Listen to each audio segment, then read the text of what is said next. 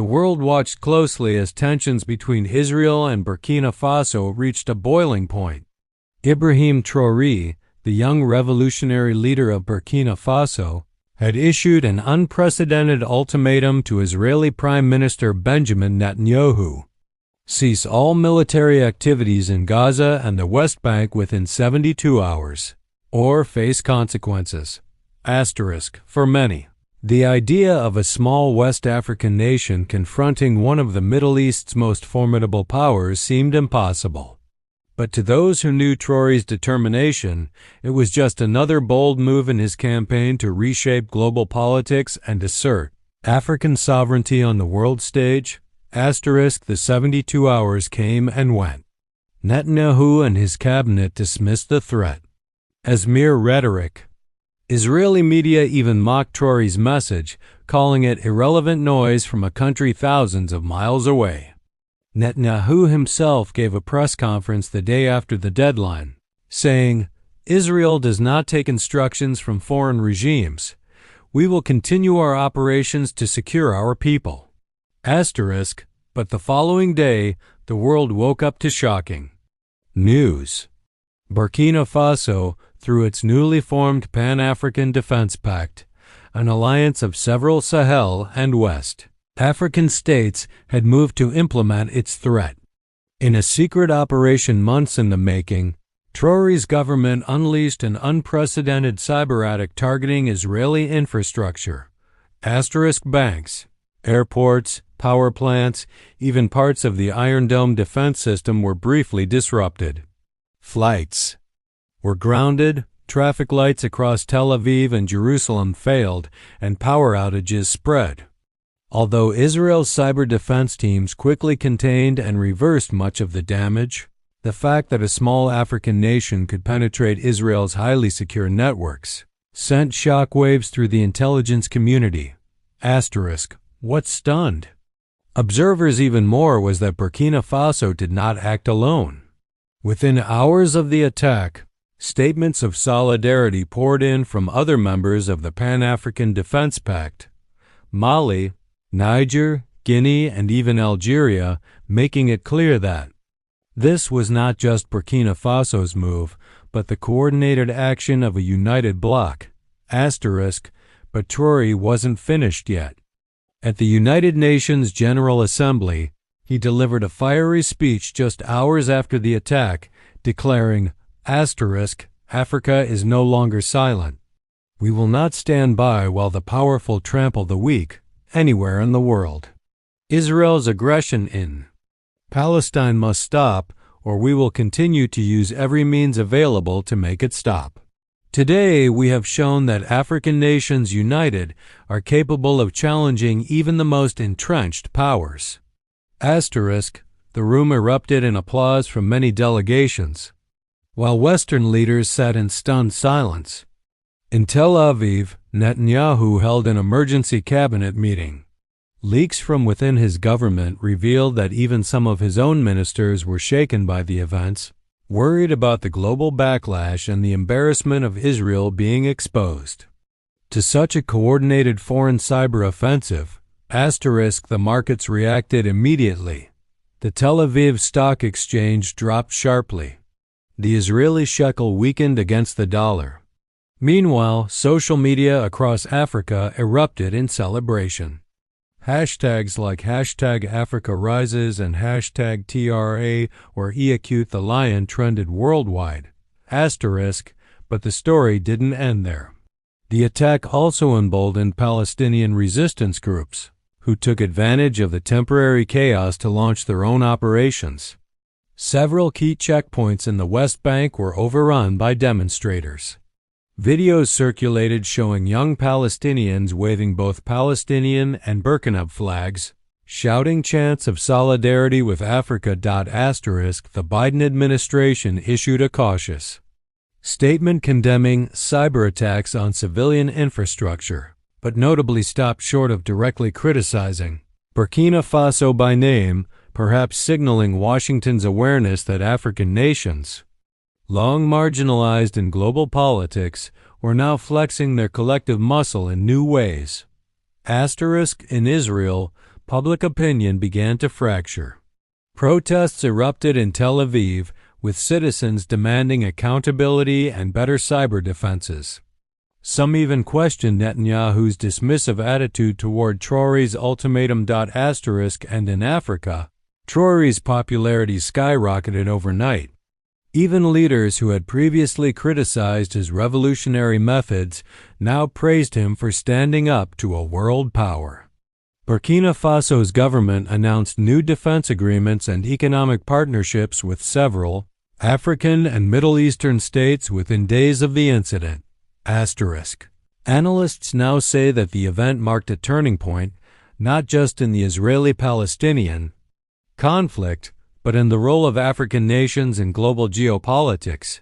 Netanyahu, though refusing to publicly admit defeat, quietly ordered a partial drawdown of Israeli forces in Gaza over the next week, citing strategic repositioning. Some insiders suggested that Israel had, in back-channel talks, agreed to certain de-escalation steps in exchange for a halt to further cyberattacks.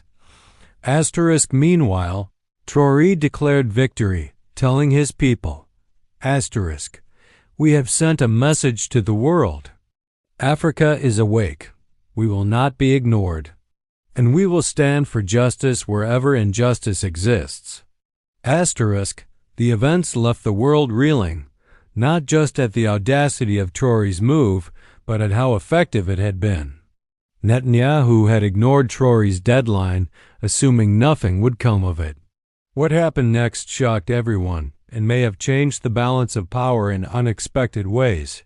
And now, the question remains, will this bold new African diplomacy inspire other nations to take a stand against global injustices? Or will it provoke retaliation and further conflict? Only time will tell. But one thing is certain: Ibrahim Traoré and the nations he leads have made the world sit up and pay attention. After the dust began to settle from Traoré's shocking cyber offensive against Israel, the world braced itself for what came next, and again, it was something no one expected. In the weeks following the cyberattack, rumors began swirling of secret meetings taking place between African and Middle Eastern leaders. Journalists in Ankara, Doha, and Algiers reported unusual activity, delegations arriving quietly at odd hours, motorcades moving through back entrances of embassies.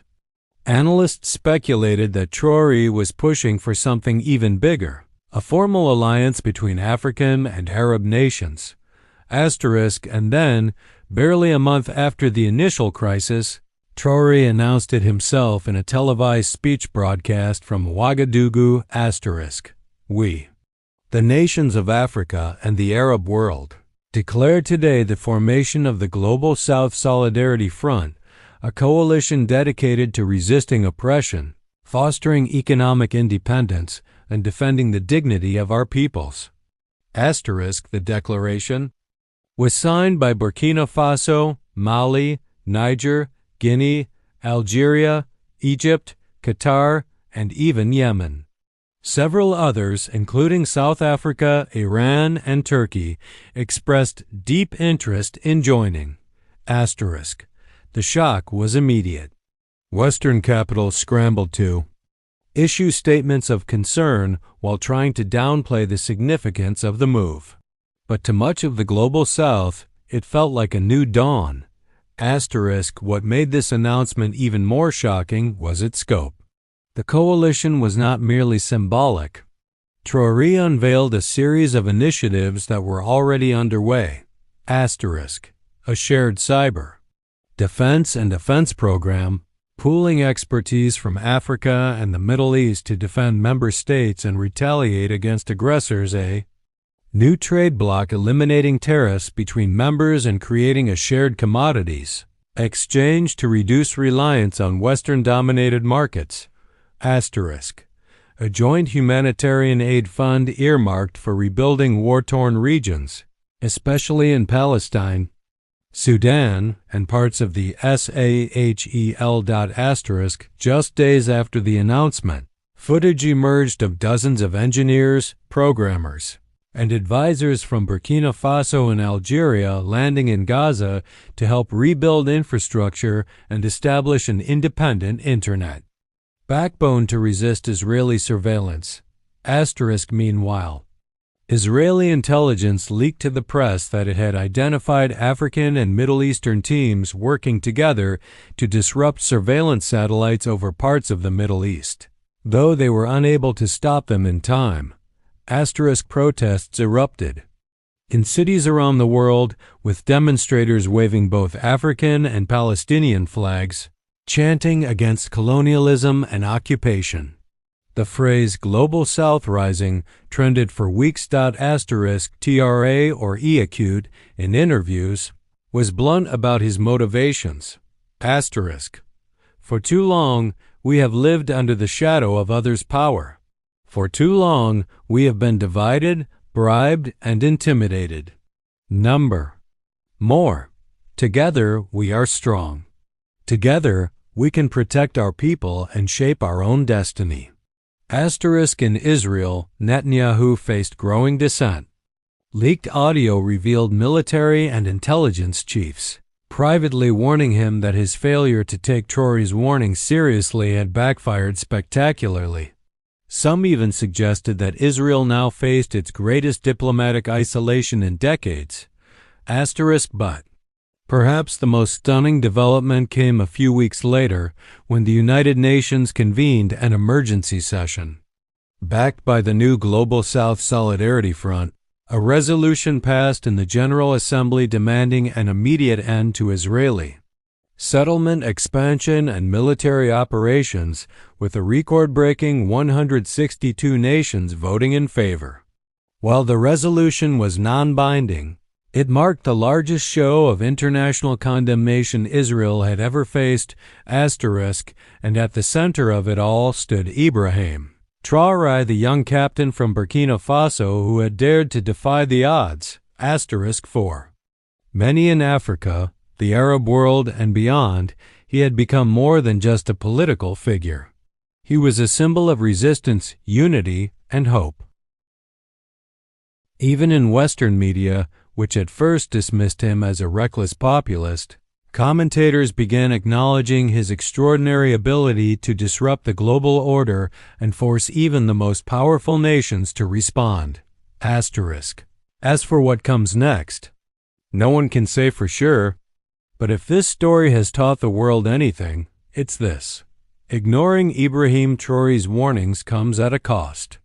And his vision for a united global South is no longer just a dream, it is becoming a reality, reshaping the future before our eyes. In the months that followed the creation of the Global South Solidarity Front, Ibrahim Traoré's next move once again took the world by surprise and cemented his reputation as one of the most audacious leaders of the 21st century. After successfully rallying African and Arab nations into a single voice, Traoré turned his sights to the economic foundations that, in his words, kept the Global South chained to the whims of Western banks. It started quietly, with Burkina Faso and a handful of close allies announcing they would stop selling gold and critical minerals in US dollars or euros. Instead, they introduced a new currency initiative, the African Arab Dinar, AD, backed jointly by gold reserves, oil, and rare earth metals. Few believed it would work. Economists in Paris, London, and New York mocked the idea, calling it naive and symbolic at best. The dollar was too entrenched, they argued. And yet, within weeks, countries like Mali, Niger, Algeria, and even parts of Sudan began transitioning to the AAD for bilateral trade. Then came the biggest shock. Saudi Arabia announced it would begin accepting the African Arab dinar for part of its oil exports, at first just to member states of the Solidarity Front. The announcement sent oil markets into a frenzy. Brent crude prices spiked. Traders scrambled to understand what this meant for the dollar's dominance over global Energy markets. The move sent a ripple of panic through Washington. The U.S. Treasury Secretary issued a statement warning of destabilizing consequences for the global economy, while calling on African and Arab states to return to established norms. But the warning fell on deaf ears. At the same time, Traoré launched what he called the Sovereignty Infrastructure Project, a massive network of African and Arab-financed ports, railways, and internet cables designed to bypass European-controlled routes and data centers. Contracts were signed to build a new trans-Sahelian railway linking Dakar to Khartoum, a deep-sea port in Mauritania to compete with European hubs, and undersea internet cables running through the Mediterranean directly into North Africa. And perhaps most symbolic of all, a satellite launch. Burkina Faso, with the help of Algerian and Turkish engineers, successfully placed its first communications satellite into orbit, broadcasting its launch live to cheering crowds in Ouagadougou. The satellite, named Unity 1, would provide secure communications for all member states of the front, beyond the reach of Western surveillance, for many ordinary Africans and Arabs. These moves transformed Traoré into more than just a revolutionary leader. He was now seen as an architect of a new order, but it wasn't without backlash. In Washington and Tel Aviv, policymakers debated how to respond. Sanctions were floated. Military posturing in the Red Sea increased. NATO forces carried out training exercises near Sahelian borders. Intelligence leaks suggested that several assassination plots against Traoré were uncovered and foiled by his security services. And then, an even more alarming development. Reports emerged of mercenary groups attempting to destabilize parts of Burkina Faso and Mali, fueling internal insurgencies in an attempt to weaken Traoré's grip. But he was ready. Using both his military acumen and his expanding alliances, Traoré launched a massive counterinsurgency operation. Thousands of pro-front militias, trained and armed through the new alliance, retook rebel-held territory and even captured Western mercenaries, footage of which was broadcast on state television to global audiences. In a fiery speech at a Passin-Fascinez massive rally in Ouagadougou, Traoré declared, "We will not bow. We will not break. Those who send their agents to destroy us will fail. For every hand raised against us, 1,000 more will rise to defend our future. Africa and the Arab world will no longer be battlegrounds for imperial games. We will chart our own destiny." Even some Western commentators began to admit, albeit grudgingly, that Traoré's strategies were forcing uncomfortable questions about the global order. Could the dollar's dominance really be challenged? Could Africa finally free itself from the debt traps and political manipulation that had defined its post-colonial era?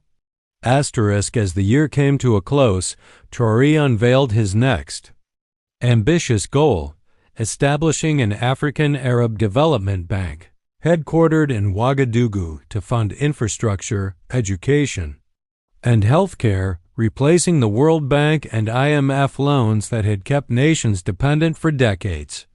In a dramatic final act of the year, he invited leaders from Latin America and Southeast Asia to join the Solidarity Front, stating, "Our struggle is not just African, nor just Arab. It is the struggle of all the oppressed everywhere. Together, we can build a world where no empire can dictate our lives." From a young army captain to the architect of a geopolitical revolution, Ibrahim Traoré had, yet again, shocked the world. And as global powers scrambled to react, millions across the global south celebrated what they now called the dawn of a new era. But one thing was clear: the game had changed, and the bold, Unrelenting moves of a leader from Burkina Faso were rewriting the rules. Asterisk, but even as the world adjusted to Ibrahim Traoré's audacious rise in the global south, Solidarity Front's growing influence, few anticipated what he would do next. And when he unveiled his latest initiative, it shook the international community to its core.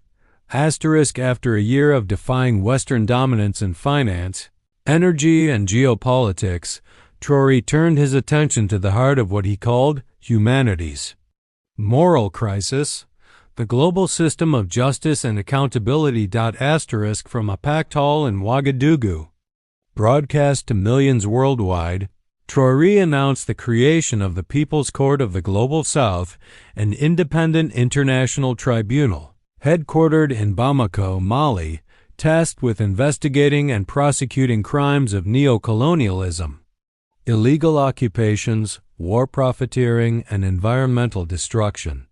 Asterisk, for decades, the powerful have committed crimes with impunity, Traoré thundered at the podium, flanked by leaders from Mali, Algeria, Yemen, and even representatives from South America. From the slave ships to apartheid, from the plunder of our minerals to the bombing of our homes, no one has ever answered for the suffering inflicted upon our peoples. That ends today. Asterisk, the announcement was met with thunderous applause in Bamako, but silence and then outrage in Western capitals. Asterisk, the People's Court wasted no time. Within weeks, it issued its first indictments. Asterisk, senior executives of multinational mining firms operating in the Sahel accused of bribery, environmental destruction, and using mercenaries to suppress protests, former colonial administrators of France for their role in alleged atrocities during the Algerian War and Sahelian counterinsurgencies. Asterisk, even sitting heads of state in Europe and the U.S., named in complaints over arms sales fueling civilian casualties in Gaza and Yemen. Asterisk, although the court had no means to enforce arrests outside its own territories, the symbolic power was enormous.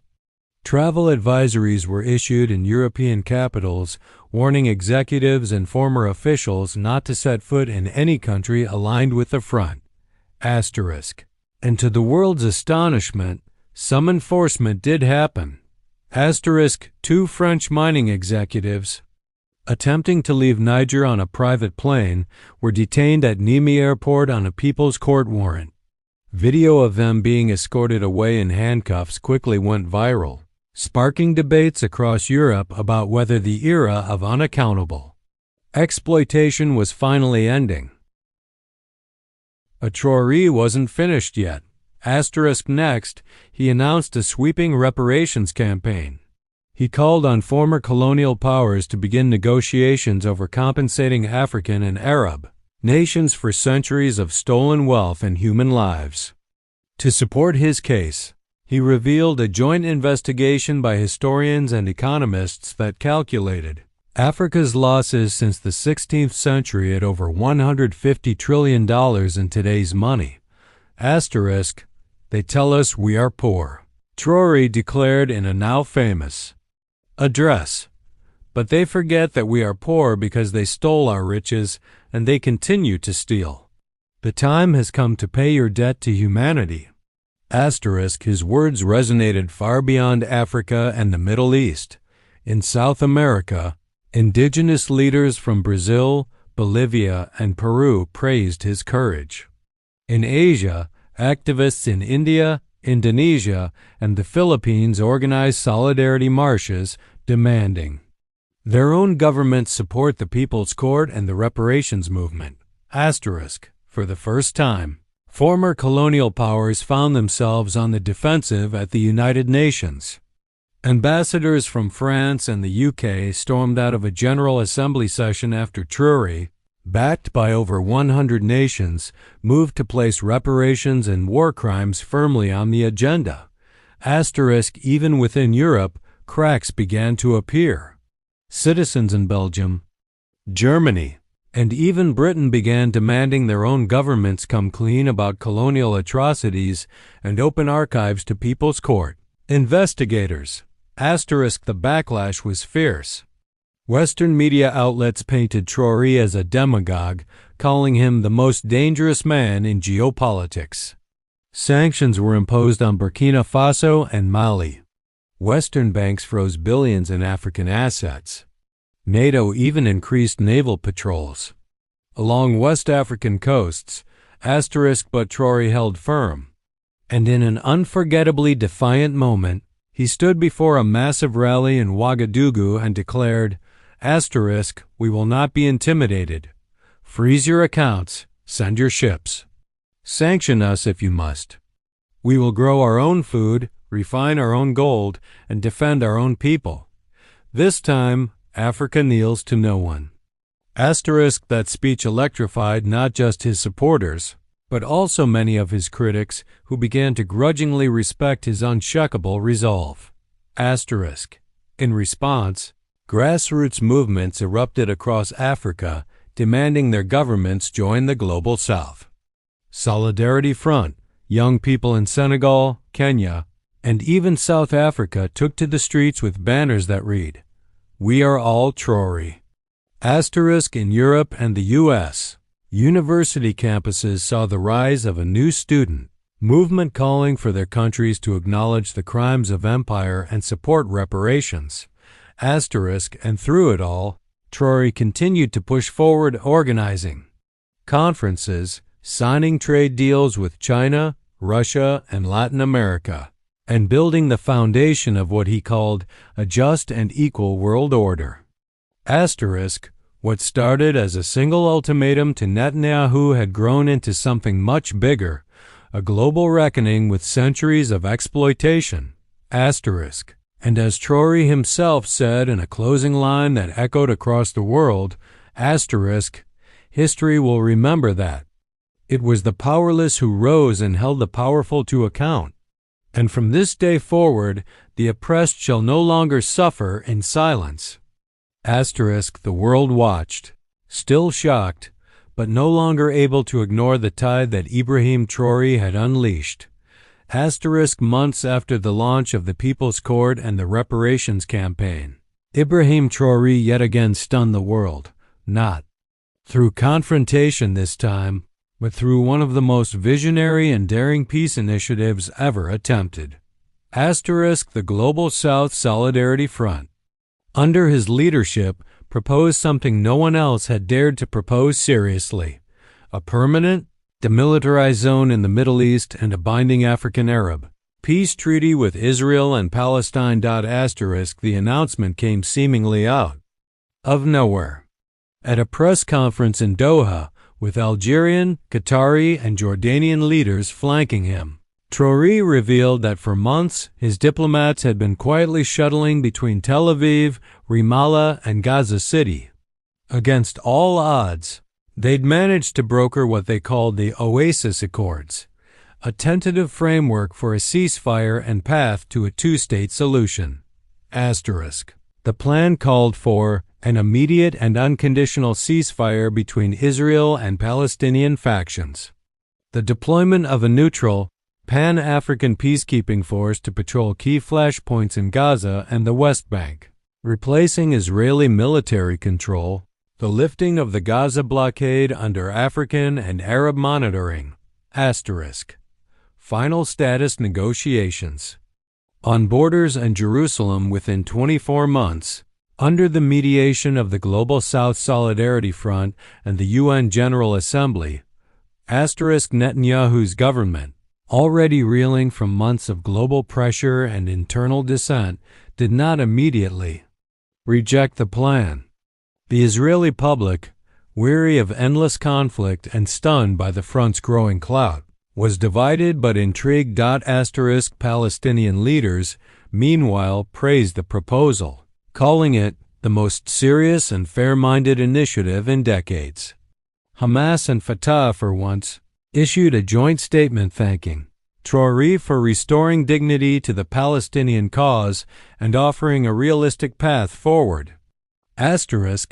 But what truly shocked observers was Traoré's bold gamble to deploy troops to Gaza. Before the deal was even finalized, within days of the announcement, transport planes from Burkina Faso, Mali, and Niger began landing in Egypt, carrying thousands of peacekeepers, humanitarian aid, and engineers.